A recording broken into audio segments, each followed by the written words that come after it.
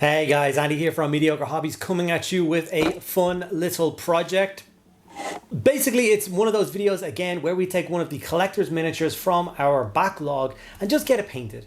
The idea behind this series is to stop having things in boxes tucked away, buying special model after special model and not doing anything with them. Obviously, if you're a mental collector and the idea of them in sealed boxes on your shelf is something that makes you happy, of course do that. But if you keep telling yourself, I'll wait till I'm a little bit better a painter, I'll wait till I'm a little bit better of a painter, I'll wait till I'm a little bit better of a painter, before you get stuck in, it's just a travesty. These models are just going to pile up and you're never going to get to them all. So I recently, in fact, it was only on Sunday this week, it is now Tuesday, that I managed to get my hands on the Celestine Sacresant Aveline model. She obviously represents a character from the Black Library book Daemonbreaker, and she's an awesome Sisters of Battle character, and I thought, why not just get her done? So she doesn't get added to my backlog, she just gets completed. She's a stunning character, and I want to get her painted. So that's what I'm going to do in today's video. Before I get into it though, I just want to say a huge thank you to all of my patrons and all of my channel members and everyone out there that supports me in the myriad of different ways that it is possible to support me, whether it's by just liking, commenting, and making sure you're subscribed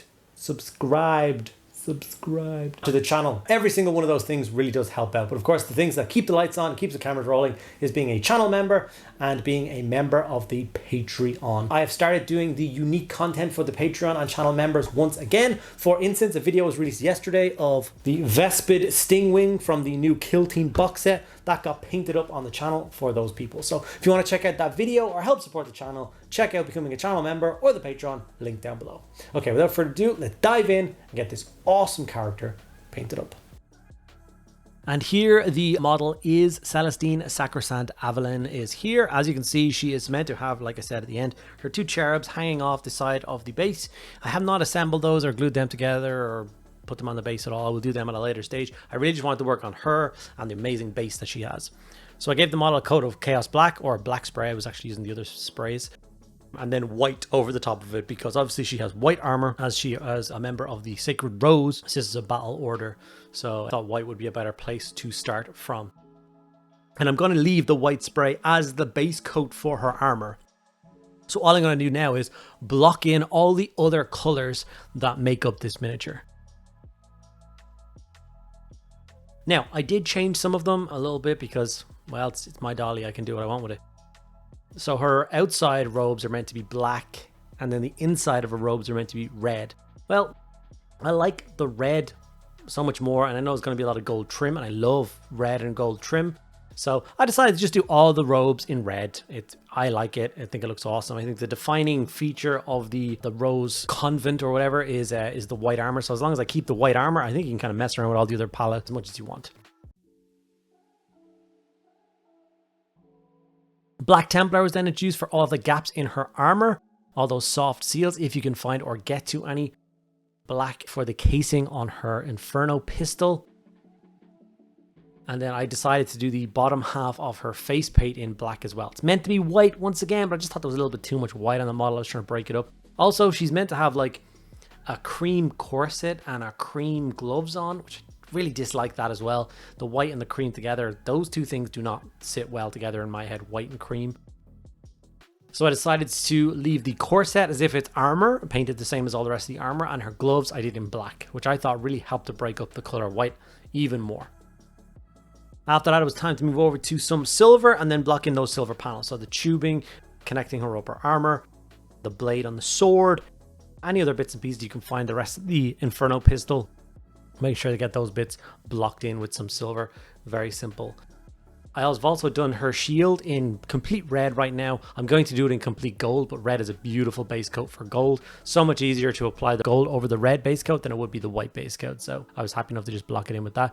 And now I'm going in with the gold and I'm going to do all the trim that is required on this model. And let me tell you, there's quite a lot of little gold filigree and gold trim on this model that you're going to have to take your time, get a fine pointed brush, take a deep breath, take your time and get it base coated in. And that's exactly what I did. It took the longest amount of time, I'd say, to block in the gold parts at this stage than it did for anything else.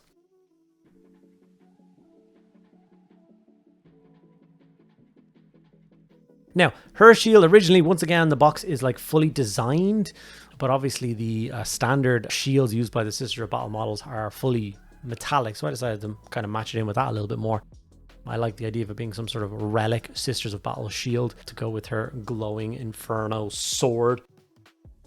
I wonder what her name of her sword is. She probably has a name on the sword, but actually it's one of the few of the kind of newer Black Library novels that I have not read yet, Daemonbreaker. It looks interesting enough as a story, so I'm sure I'll have to dig it out or download it on Audible soon and get to reading it.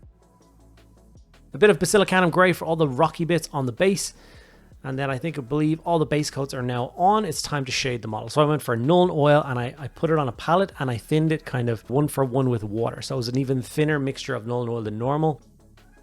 The reason I thinned it is I did not want to stain the white armor like really, really dark.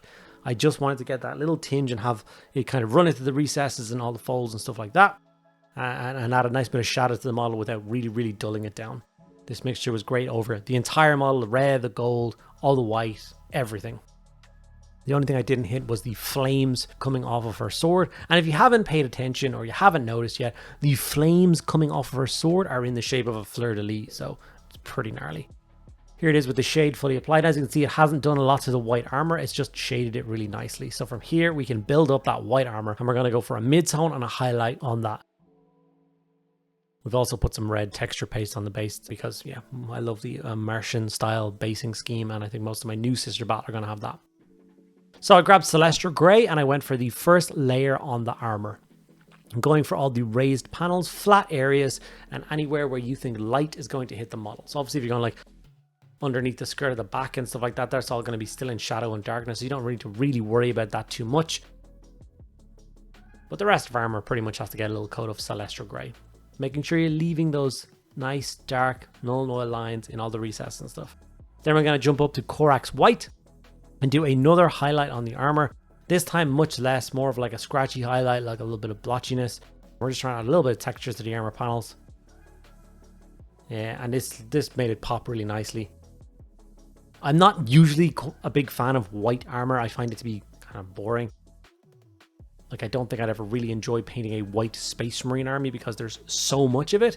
Whereas on a model like this, because she's got so much beautiful detail with all that cloth, her helmet's quite interesting and her unique weapons, obviously all that color breaks up the white a huge amount. And kind of pushes it into that realm of, I really enjoy this. I could see myself having a couple of squads of Sister Battle to match in with her in my new army. The Fist on Red was then used to highlight all the red cloth. Obviously, you're going to take your time with this. You can see how beautifully the contrast and shaded has affected the cloth on the back. You can see all those ridges and where all the shade is already pooled. So you know exactly where you need to highlight. When you're doing the front part, you are working around all that gold filigree. So you got to be really careful. Once again, nice fine pointed brush, take your time. But it's the reason I haven't highlighted the gold yet. Is because obviously if I do the red first, then when I highlight the gold, I can kind of cover up any mistakes if I accidentally hit off a little bit of that trim or filigree with red. We can just put an extra highlighted gold on top and fix it. Here we are with the Evil Sun Scarlet, adding in the final highlight to the red. I don't think there's a color that I find easier to paint than red. I really enjoy painting it. I should really do a full Blood Angels army, but Flesh Tears, that belongs in my heart, so we're going to stick with Flesh Tears for now. But yeah, gave it a nice highlight. Obviously her sleeves are the same red color. You can see her beautiful gold shield now. It does actually look really nice. You could have spent more time on it and do like it white with some trim on top and all that kind of bits and pieces if you so wish. I've given you all the tools in this painting video to go ahead and do that if you want. But I quite like the way it looks now. Corvus Black was then brought in to highlight those black bits. So honestly, it was only her gloves and the casing on her Inferno pistol. I didn't highlight like the between armor panels or anything like that. The base coat I put on plus the Nuln Oil gave me exactly the right kind of texture for that. Yeah, obviously I did her belts as well. She has belts around her waist holding on her like grenade bandoliers and her pouches and stuff. Now these were supposed to be like a rich brown on the model, but like white, red, brown. I kind of like the idea of it not adding in another color. So obviously I was going to be using black already for some of the different details. So I decided to do the belt in black as well. And I think it was the right call. I think she looks really good. Liberator Gold is now brought in as the highlight, of course, to all of the gold. Some touch highlights on the giant fleur-de-lis running down her tabard. All that trim, all that filigree, her beautiful, beautiful shield. And then, of course, the hilt of that sword. I'm sure that sword has a mega story that I really do need to find out about. Like, it has a flamer end to it, so it's not just that she's manifesting the fleur-de-lis symbol. It's obviously built into the weapon somehow. She's got some sort of awesome flaming sword. Who doesn't like an awesome flaming sword? Lead Belcher was then brought in to highlight all of the metallic areas. So obviously the blade of the sword, all the pipe work around her neck, the rest of the Inferno pistol. Now, what I did do, I'm going to be working on the flames on the sword in a minute, but when I did finish the flames on the sword, I did grab an Ironbreaker, so a brighter silver again, and I highlighted just the blade of the sword again, because I thought the Lead Belcher highlight it just wasn't bright enough for me. This is supposed to be some beautiful relic sword. I wanted it to stand out. So I don't think I recorded that. So just so you know now, if you are doing the sword, when you're finished doing the flame work on it, go for the beautiful Ironbreaker color just to make it pop again. Now, with the texture paste, which is, what is it called? Firelands from AK Interactive, which is what I use to do the Martian style base. I then throw the Fulgrim Orange contrast paint over the top of that. Gives you a really nice base coat. Then I dry brush it with Ryza Rust, and then I dry brush it with Bone, rim the edge of the base black, and that gives me my Martian base. I don't like to say it in every video because, you know, people are going to base their models the way they want to, but I always get asked how I do my basing. Very simple, very quick step. I think it looks really nice, and I do basically all my power armored armies in this same scheme, that if I ever want to play them all together as one force, it's a very easy thing to do. And as you can see, with the base finished off, she's really starting to look good. So I think it's time to work on the fiery sword. So the first thing I'm going to do is Blood Angel's red contrast and apply that to the entire thing. Now, I've said this in a million videos as well because I like doing fire. I do fire back to front because I think it looks better this way in a miniature. And by that I mean I start from the darkest point and then I work my way out. So I start from red. After that's fully dried, I'm just going to dry brush it orange, dry brush it yellow, dry brush it white, getting lighter and lighter each time. That's all I'm going to do. I think it looks fantastic. Now, if you look at a flame, it's the opposite. The middle of it should be white, and then it should go into yellow, and then orange, and then red, and then black at the tips. I just don't really like how that looks. It doesn't resonate with me. Don't ask me why. I'm sure I'm just being stupid. But I think this way looks great. It always works for me. So before anyone kind of chives in the comments saying I did fire wrong, I know I did fire wrong, but I like it. So the orange is applied, light dry brush of yellow, and then a really fine dry brush of white to make it appear as though it is fiery. I have been really using Artis Opus dry brushes quite a lot recently, and I'm finding them very, very good. If you guys want to check out any of the stuff like this, obviously there's an affiliate link for Element Games down below in the description. If you do purchase from Element Games, or you do want to buy any models from Games Workshop or other places, you can save yourself 15% on your purchases from ordering from Element Games. And if you use the link down below, I will get a nice little kickback and it will cost you not a cent more. So if you're ever interested in getting any Artis Opus brushes or any other Games Workshop models or toys, that's the best place to do it.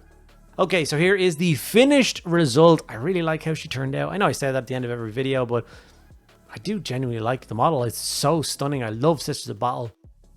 I'm so glad I got her on Sunday. Today is Tuesday, and now she's finished, ready to be put on the shelf. A couple of still images to give you an idea of what she would look like on the tabletop. Really must build and paint some more of the plastic Sisters of Battle very soon. I hope you guys enjoyed this one. Okay guys, and here she is finished and ready for, I was going to say the tabletop, but I don't even know if she has playable rules right now. I don't know, I should check that really. Obviously I decided not to stick the cherubs on her for now. I do need to get those parts constructed, painted and glued on because I do think they frame the model quite nicely. I just didn't think that in today's video I would have time to get those painted as well. So I will get them done. Perhaps I'll be tackling them on my stream later on today over on Twitch, or yeah, maybe another time, I don't know. But as she stands right now, really happy with her scheme. Obviously she's a member of the Sacred Rose, but I tweaked the color scheme a little bit because it's my war dolly and I'll paint it however I want. So I didn't go for the black robes. I love the look of the red, gold and white together, and that's what I went with. So I'm happy with the final result. I hope you guys enjoyed this video. If you did, show your support. Do those 3 things you should do for all creators if you watch and like their videos. Like, comment, subscribe. Costs you absolutely nothing but maybe 2 seconds of your time, which I think is a fair trade-off. So yeah, thank you guys so much for watching the video. I'll see you next one.